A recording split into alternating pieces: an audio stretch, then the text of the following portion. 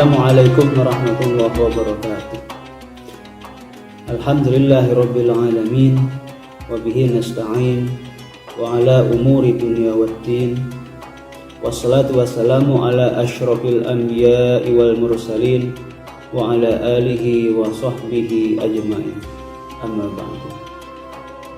Sahabat Guru PAI kaum muslimin rahimakumullah, pada kesempatan kali ini mari kita bersyukur kepada Allah Subhanahu wa taala atas segala limpahan nikmat, rahmat serta hidayahnya, sehingga pada kesempatan kali ini kita masih bisa melaksanakan salah satu kewajiban kita, yaitu puasa Ramadan yang sudah memasuki hari ke-16 dalam keadaan sehat walafiat.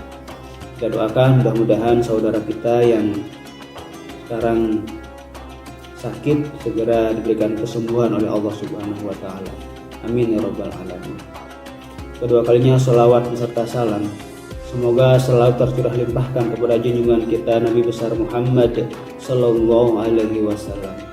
Mudah-mudahan dengan syafaatnya kita bersamanya bisa di surganya Allah Subhanahu wa taala.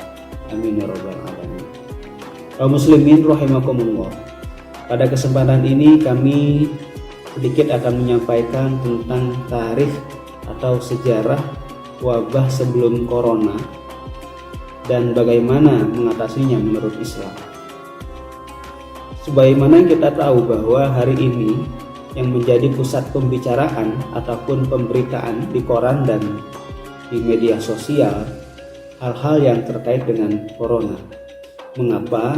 Karena sekarang hampir seluruh negara yang ada di dunia ini sudah terjangkit virus corona. Dan tercatat negara yang penduduknya paling banyak terkena corona adalah Amerika Serikat, diikuti oleh Italia dan kemudian Spanyol. Dan ternyata negara kita tercinta Indonesia tidak luput dari wabah corona ini.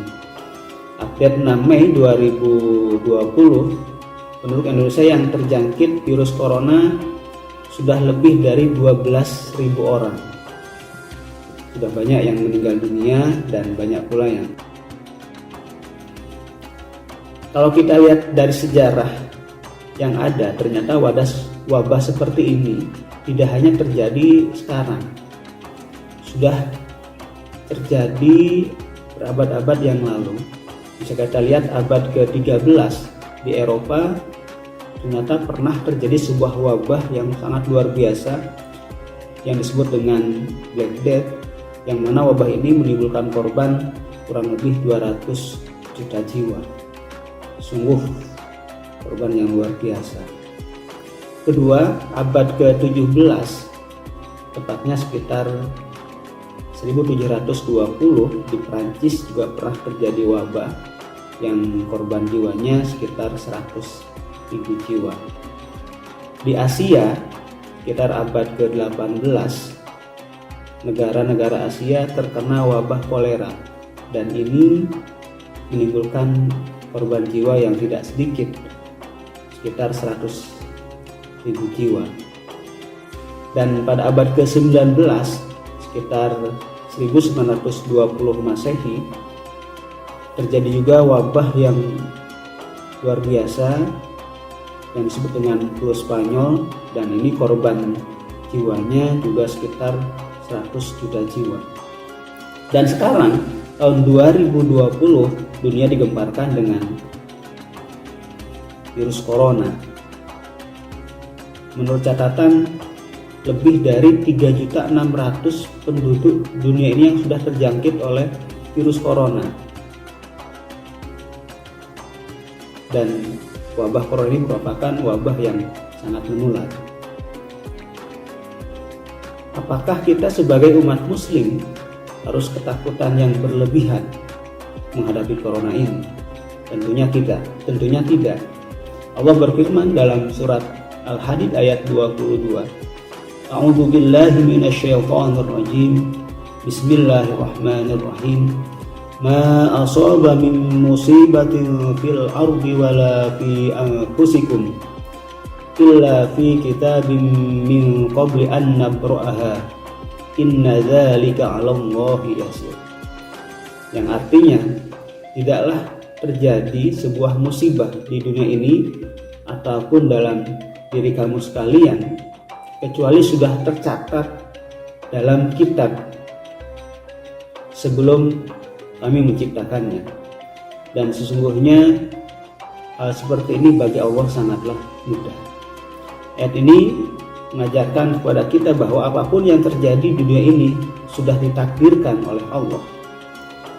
Dan kita sebagai umat muslim, bagaimana mensikapi kejadian ini dengan baik. Setidaknya ada 3 hal yang bisa kita lakukan untuk mengatasi wabah corona ini. Yang pertama, kita harus berdoa meminta perlindungan kepada Allah Subhanahu wa taala.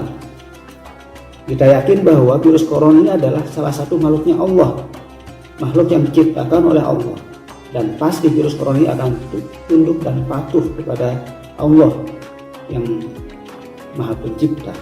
Oleh karena itu sudah sangat pas ketika kita berdoa minta perlindungan kepada Allah dari wabah corona ini.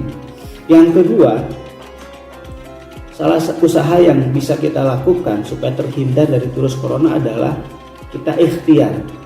Kita berusaha semaksimal mungkin untuk melakukan hal-hal yang bisa menjauhkan kita dari virus corona, seperti cuci tangan dengan sabun, kita menggunakan masker, dan sudah 2 bulan lebih ini kita dianjurkan oleh pemerintah untuk tetap di rumah, belajar di rumah, bekerja di rumah.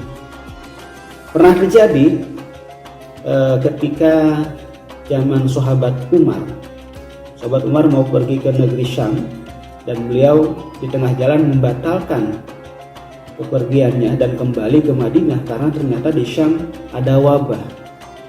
Dan ada salah seorang sahabat yang menyampaikan hadis baginda Rasul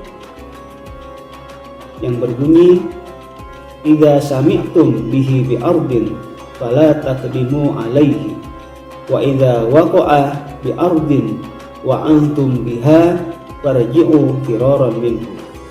Ketika kamu mendengar sebuah wabah di sebuah daerah, maka fala taqdimu alaihi, janganlah mendatanginya. Dan ketika kita berada di sebuah wilayah dan wilayah itu terkena wabah, fala tarji'u firaran minhu, kita tidak boleh meninggalkannya. Hadis ini menyatakan secara jelas bahwa ketika terkena wabah, maka kita tidak boleh mendatangi daerah itu, dan ketika kita berada di daerah itu tidak boleh keluar. Hadis ini sudah sangat selaras dengan ketentuan pemerintah yang menganjurkan, bahkan mewajibkan seluruh penduduk untuk bisa tetap di daerahnya masing-masing. Sekarang sudah banyak provinsi ataupun kabupaten kota yang menerapkan PSBB, pembatasan sosial berskala besar, yang mana setiap orang yang ada dalam sebuah daerah tidak mudah untuk meninggalkan daerahnya, begitu juga sebaliknya. Ini salah satu usaha untuk menghindari penyebaran virus corona. Setelah kita berdoa dan kita berusaha, maka yang ketiga adalah kita bertawakal kepada Allah Subhanahu wa taala. Kita pasrahkan semuanya kepada Allah. Sebagaimana yang sering kita ucapkan ketika kita sholat, inna sholati wa nusuki wa mahyaya wa mamati lillahi rabbil alamin, bahwa kita pasrahkan semuanya kepada Allah. Kami yakin setelah kita melakukan 3 hal, yang pertama adalah kita berdoa, kita berikhtiar, dan kita bertawakal, insya Allah akan memberikan yang terbaik untuk kita. Itulah yang bisa kami sampaikan dalam kesempatan ini. Kurang lebihnya mohon maaf. Akhirul kalam. Wassalamualaikum warahmatullahi wabarakatuh.